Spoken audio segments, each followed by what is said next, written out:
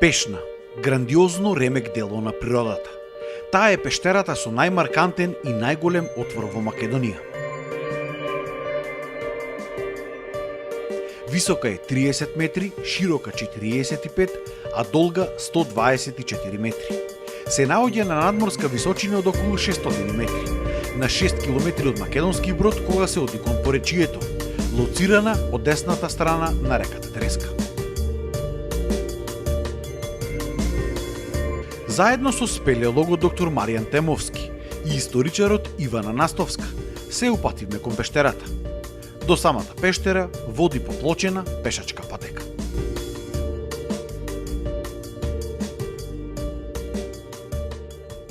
Се наоѓаме пред самиот влез на пештерата која што го има најголемиот отвор во Македонија.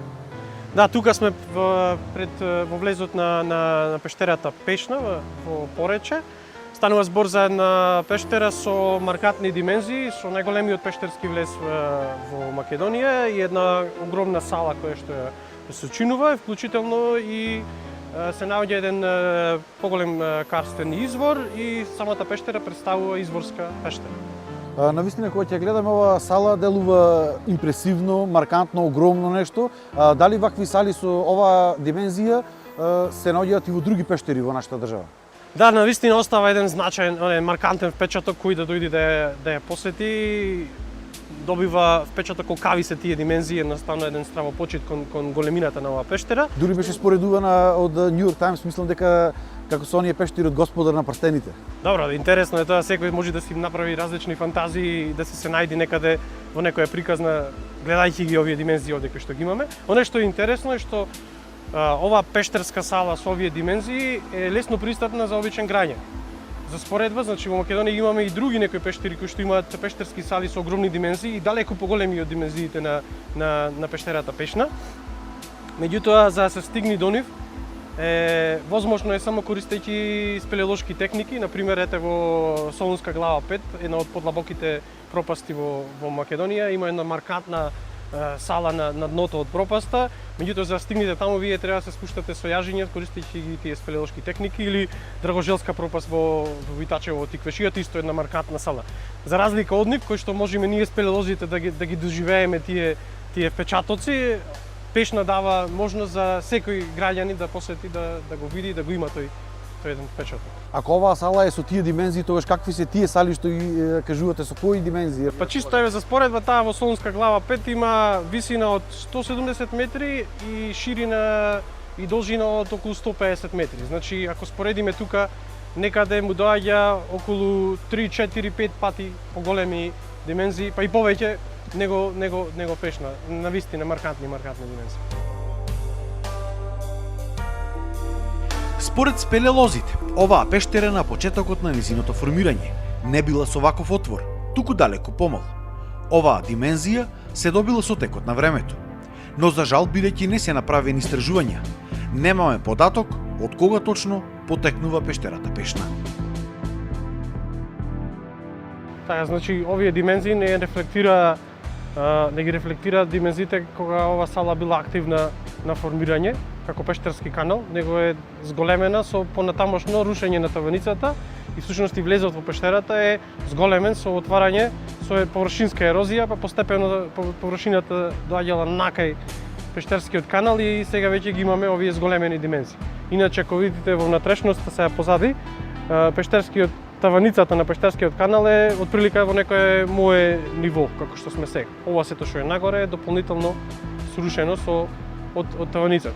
Тоа рушење се должи на повеќе процеси, значи може да биде замрзнување, одмрзнување, кондензација, па нарушување на тие вдолж пукнатините на стабилноста на карпите и нормално не е тоа некој многу чест процес, меѓутоа може да се случи во секој време. Некаде од средината на пештерата, покрај самиот незин лев зид, гледајќи од позиција кога влегувате внатре во неа, извира река, чијшто водостој не е константен и која река во текот на годината во сушните периоди може дури да пресуши.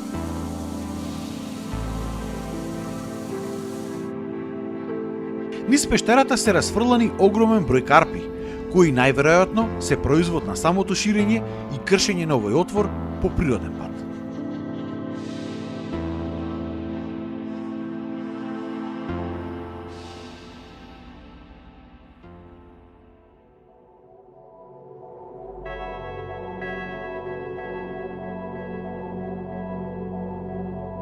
Полека стигнавме до самиот крај на пештерата, на 124 метри од самиот влез.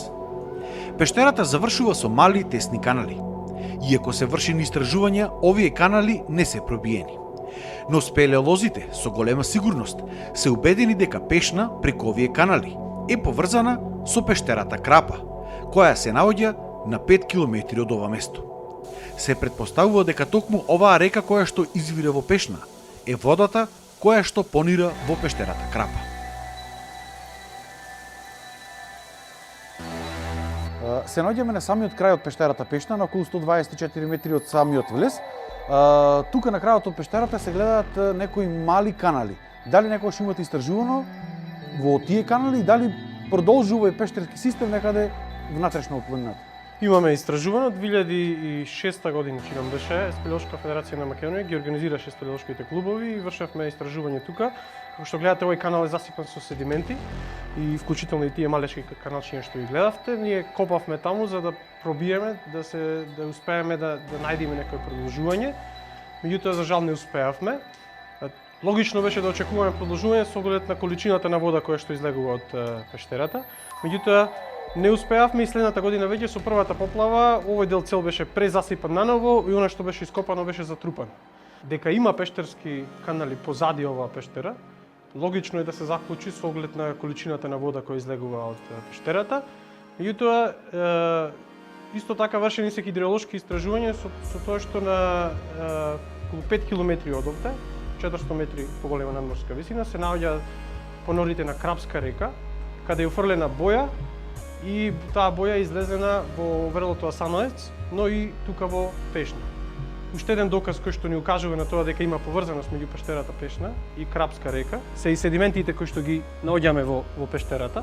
Ако може да видите, во овие седименти се наоѓаат некакви светкави минерали, тој е минералот лискун, и тој го нема во карпите кои што се наоѓаат во овој регион, тоа се мермери. Меѓутоа, во горниот дел од сливот на Крапска река има такви кристалести шкрилци кои што сочинуваат, кои што се составени од минералот лискун и всушност ни даваат една потврда дека седименти кои што ги носи Крапска река и понираат во Крапскиот понор излегуваат на крај овде во пештерата Пешна.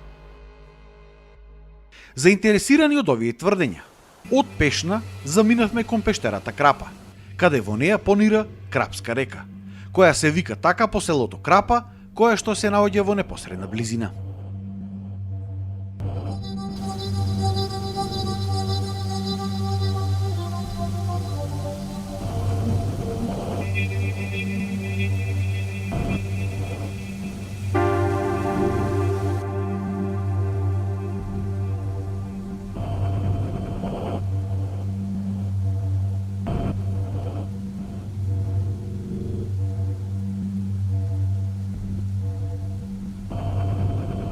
Во овој момент се наоѓаме пред Крапскиот понор, каде што понира Крапска река. Таа вода што претходно ја видовме во пештерата Пешна се претпоставува дека потекнува токму тука. Кога се направени првите истражувања околу ова? Така, за прв пат истражување правено 1928 година, кога е уфрлена боја во понорот тука во Крапа и не е потврдена нит во Пешна ни во околината. Следно во 1958 година за прв пат е потврдена боја која е уфрлена овде во изворот Асановец. Пешна била тогаш сува и не потврдиле во Пешна и постои извештај дека во 75-та година е направено уште едно бојање во кое што е потврдено дека излегла боја и во Пешна и во Асановец. Така да водата која што излегува во Пешна е со голема сигурност е она која што гледам овде дека понира во Крапскиот понор.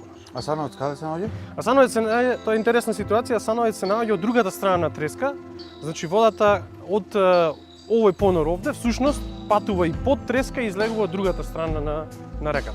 И поголемиот дел од количината на водата всушност излегува таму, бидејќи изворот во Пешна, како што спомнавме, пресушува во текот на годината, значи летниот период таму вода нема, така да главниот извор на водата оловде во тој крај е всушност изворот Асановец.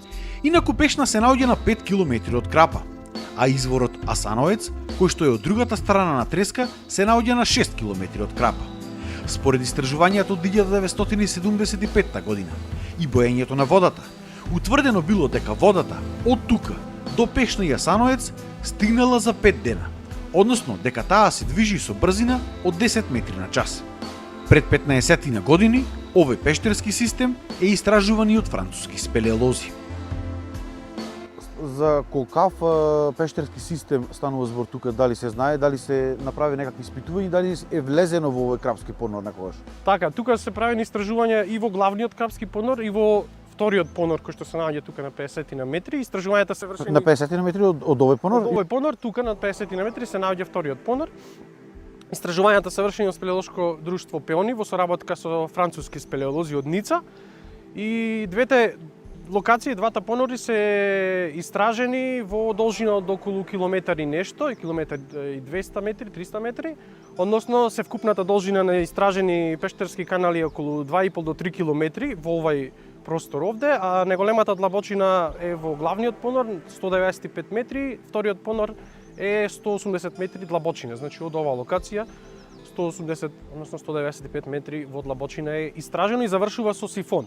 Постои можност за понатамошно истражување, меѓутоа сега е многу покомплицирано, треба да се нурка тој сифон или пак да се качуваат некои оджаци во тој долниот дел. Значи практично станува збор за пропаст, слегуваш вертикално надолу тука веднаш после самиот лес. Пештерскиот систем се протега вертикално надолу. Ние се наоѓаме на околу 1000 метри надморска височина, Пешна се наоѓа на околу 600 метри надморска височина, а Треска е на околу 515 метри надморска височина. Значи на тие височини околу 400 до 450, 460, 70 метри разлика излегува водата која што овде понире. Што значи имаме таков некој потенцијал на пештерскиот систем и сме земено до половина некаде стигнати во длабочина, а во должина оддалечени сме од 5 до 6 километри, 5 до Пешна, 6 до Асановец. И меѓутоа е многу интересно да се земи фактот дека овие 2,5-3 километри истражени пештерски канали се наоѓаат на простор од околу 300 метри од оваа локација. Значи тоа се разгранети пештерски канали кои што таа цела вкупна должина е во растојание од 300 метри према Пешна, да речеме. Колку, ако на 300 метри имаме 2,5 километри, колку би било тогаш до Пешна? Во понатамошниот дел логично е да се очекува дека нема толку разгранети да бидат пештерските канали, значи во најмала рака можеме да очекуваме за барем 7,5, најмалку 7,5 километри пештерски систем, односно потенцијално најголемата пештера, најдолгата пештера во Македонија.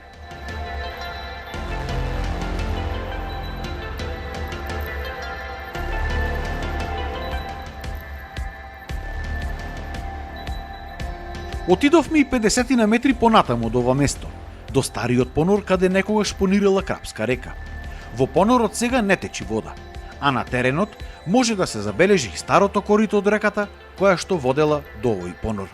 Може да видите, ова е поранешното речно корито на Крапска река, кое што всушност реката истекувала низ ова корито и понирала на оваа локација. Денес е пресушено сува затоа што целата вода, всушност Крапска река, понира во главниот сегашниот активен понор. Кога бил активен овој понор? Тој понор не постоел? Веројатно постоел, меѓутоа поголема мал дел од водата понирала на таа локација, поголемиот дел понирал тука, односно недоволно вода понирала за да ја собери цела површински, односно површински истекувала се уште реката наваму до оваа точка. Со тек на време како се развивал, односно се проширувал тој понор, нормално водата ги растварат тие мермерни карпи, ги проширува пештерските канали и со тек на време се повеќе и повеќе успевала вода да собери. Останувало се помалку вода за оваа локација, односно постепено овој понор пресушил и цела вода ја собира во главниот понор, сегашниот активен понор. Дали е некогаш истражувано на ова место? Истражување на оваа локација, истата екипа како што спомнав за главниот понор, спелеолошко друштво Пеони заедно со французите, истражено во должина слична должина околу километар и нешто со длабочина 180 метри. Значи всушност генерално овие две локации, иако за мал дел физички не се поврзани, но вода доаѓа од тој понор и во овој, представуваат еден заеднички пештерски систем. во внатрешноста се наоѓаат кањонски пештерски канали со речен тек, значи вода истекува на длабочини во двата понори. Значи ова е тоа место што викаме дека на околу 300 метри се наоѓаат околу 2,5 километри. Да, во овај правец се движат пештерските канали и всушност во 300 метри должина во тој правец генерално имаме ние околу 2,5 до 3 километри пештерски канали.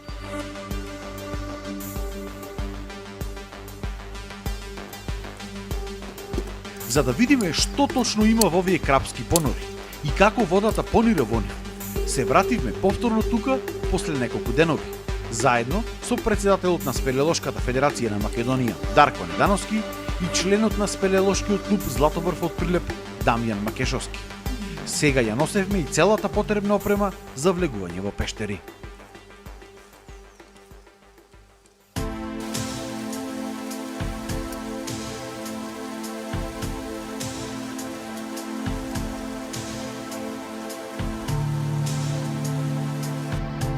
Недановски влезе во крапскиот понор.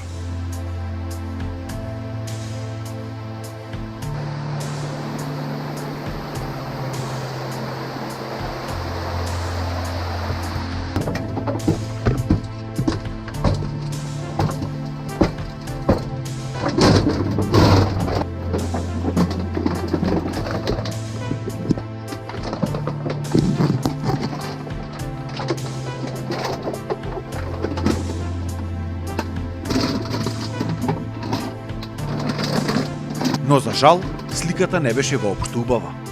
Поради несовесноста на човекот, местото каде реката понира во пештерата беше целото затрупано со пластични шишини и ѓубре, кое што реката го носела внатре во пештерата. Така што не можевме да продолжиме понатаму.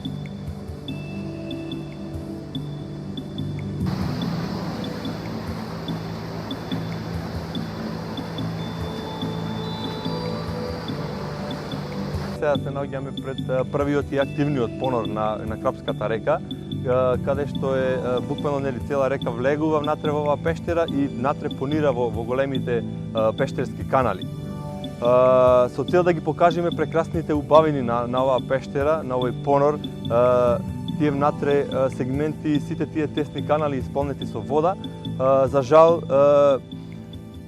мораме тоа да спомнеме дека наидовме на една неубава гледка, која што сите тие сегменти, сите тие пештерски канали беа исполнети со ѓубре. За жал, од несовесните сограѓани и тука мештаните кои што се во близина на овој понор, кој кај цел тој отпад го фрлаат буквално во реката, и реката која наоѓаат големи дождови, потечението и каналот на реката се крева и цел тој измет и сето тоа ѓубре го носи право во понорот.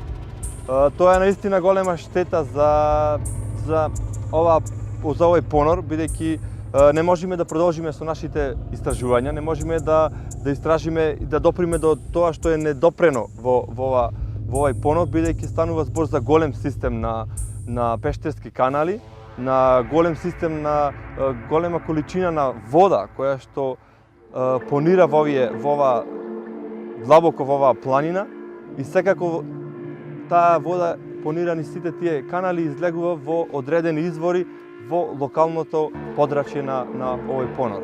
На колку метри од самиот влез на оваа пештера започнува да понира оваа река? Да, па при самиот влез тука на пештерата имаме некаде околу 25 метри каде што можеме да го гледаме тој цел пештерски канал, таа пештерски делови каде што реката се движи натре низ центарот низ срединава на тие пештерски канали. Има мали меандри каде што прави заобиколување и потоа, за жал, како што кажавме, понира заедно со тоа сето ѓубре и сите тие шишина во тие пештерски канали, каде што е тешко недостапно да дојдеме ние до тоа, но се надеваме покрај вакви иницијативи и поддршка од медиумите ќе успееме да направиме проекти да ги чистиме сите овие пештерски канали и да започнеме со нови и уште посериозни професионални истражувања. За да видиме што се случува во стариот понор, каде некогаш течела Крапска река, Недановски и Макешовски влегоа и во него.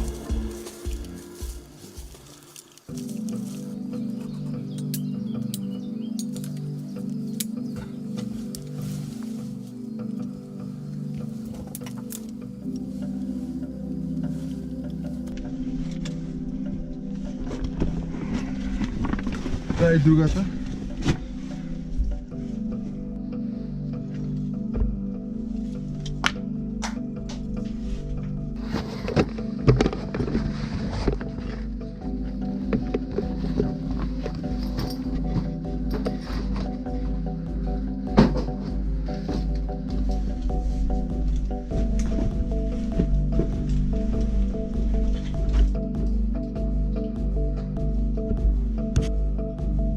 Видиш?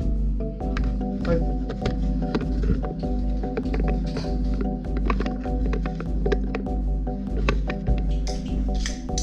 Добро му да се најажувате? Не, добро, така. Колку беше?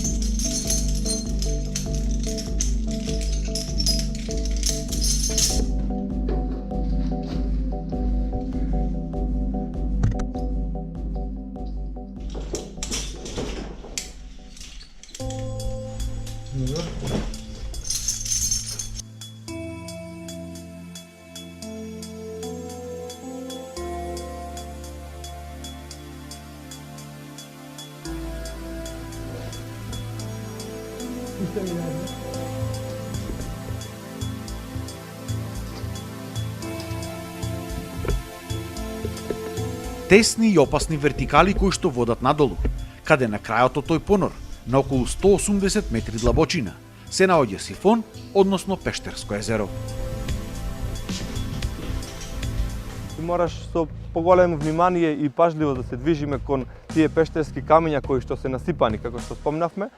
После имаме една кратка мала вертикала од 8 метри и каде што после тие десетина метри веќе се отвора таа цврста калциум карбонат, поточно варовникот се отвора во тие канали и само се спуштаме и продолжуваме се до 180 метри. На длабочина од 180 метри веќе имаме две мали пештерски езерца кои што не ни се уште истражувани. Секако треба многу повеќе материјално-технички средства и опрема и за да ги доистражиме сите тие канали. Се претпоставува дека ова е можеби најголемиот пештерски комплекс или систем во Македонија. Моментално за такво се води Слатински извор, но се уште овој не е истражен. Дали како спелеолози, како федерација, ова ќе биде вашиот иден предизвик да се доистражат сите овие пештерски канали? Точно така.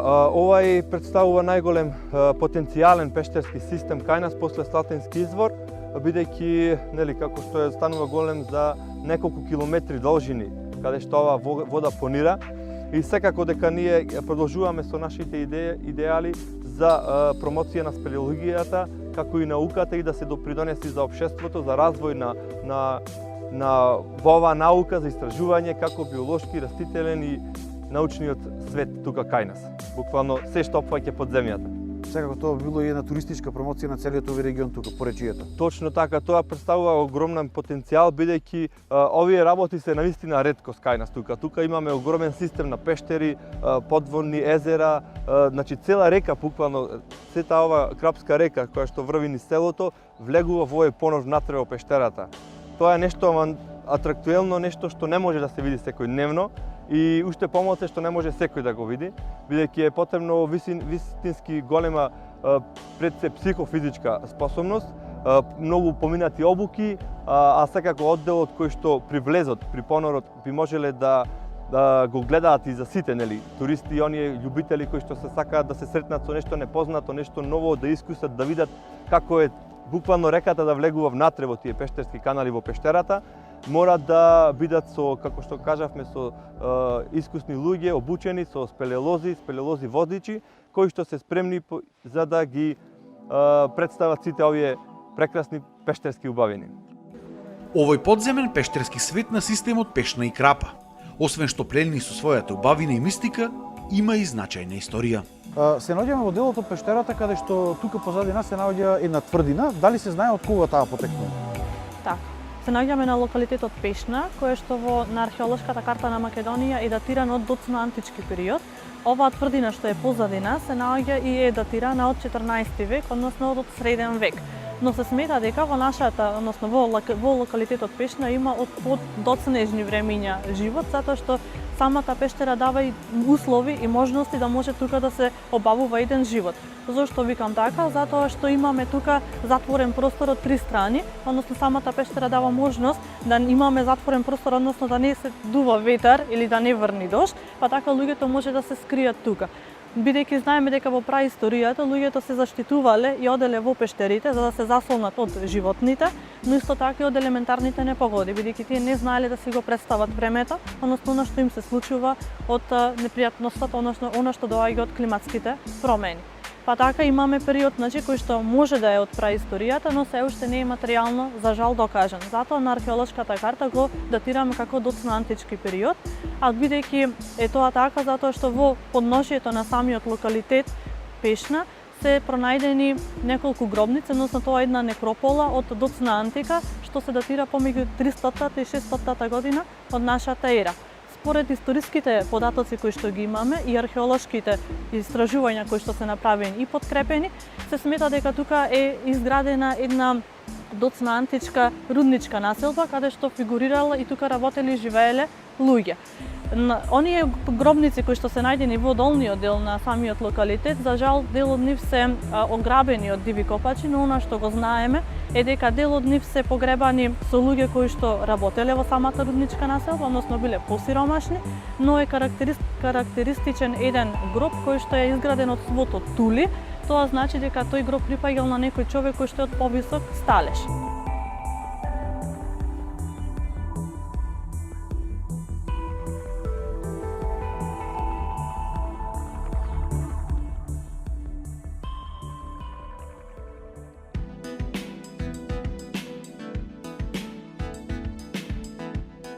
Овие тврдини што сега се наоѓаат во пештерата Пешна, според преданијата се поврзуваат со легендарниот крал Марко и неговите сестри. Точно е дека овие тврдини припаѓаат на 14 век. 14 век е период кога владее кралот Марко, односно е период на Прилепското кралство. За да биде малку појасно, кралот Марко владел од 1371 година па се до 1395 година кога и ќе почине. Во тој измеѓу период додека тој трае се датираат токму и овие тврдини кои што ги имаме позади нас. Интересно е тука што кружат приказни, но се смета дека се и вистини, затоа што кралот Марко бил еден од 4 синови на Волкашин, но исто така имали неколку сестри. Меѓу сестрите кои што се запишани во историјата ги имаме како што се Олгица и Милица, но исто така во народните кажувања ги има и сестрите Пешна, Дева, Кита, Модра и уште неколку други кои што се спомнуваат. Токму овој локалитет, односно овие тврдини се поврзуваат за една од сестрите на кралот Марко, односно за сестрата Пешна. Според кажувањата и легендите кои што кружат за кралот Марко, се смета дека кралот Марко изградил за секоја сестра по една тврдина, а една тврдина е токму оваа. Оваа тврдина е направена и изградена по барање на кралот Марко за неговата сестра Пешна. Од противната страна на патот се наоѓа една кула која што се вика Девина кула. Дали таа е поврзана со овој локалитет? Точно, и таа од Девина кула или тие девини кули се поврзани со ова кула, односно со ова кале кое што го имаме тука. Тие се поврзани на тој начин што доаѓаат од исто време. Најпрво, односно на временската рамка припаѓаат повторно на 14 век или во времето кога повторно владее кралот Марко или владење на Прилепското кралство. Тие девини кули се малку во поголем размер за разлика од овој простор каде што се наоѓаме сега. Тие се со поголема должина, ширина, но и со повеќе калиња. Исто така и тие кули се поврзуваат со една за сестрите на кралот Марко, Дева, која што се смета дека е била и живеела внатре во тие девини кули, затоа што кралот Марко ја задолжил заедно со неговата војска да бидат тука и да бидат на тоа стратешко место. Бидејќи кога ќе погледнете на самите девини кули, тие се изградени на една висорамнина, која што од сите страни може да се забележи дали некоја војска доаѓа. Интересно е да се напомене дека кружат и гласини дека оваа тврдина е поврзана заедно со девините кули преку таен премин или тајни влезови, но за жал тие се уште не се истражени. Но од самата местоположба може и постои таа веројатност да се поврзат тие две кули, затоа што се гледа дека местоположбата го дозволува истото. Интересно исто така и да се напомене за девините кули, дека тие се направени на таа висорамнина и со фортификацијски зидови, односно со зидови за одбрана. Исто така треба да напоменеме дека имаме и во подножјето на девините кули една кула која што е наречена Зандана. Во таа кула Зандана, според кажувањата и легендите, Дева ги внесувала, односно ги затворала оние работници или војската која што не била послушна. Во Занданата имало вода која што била повеќе од 2 метри наполнета и така ги казнувала всушност оние кои што не ја послушувале неа.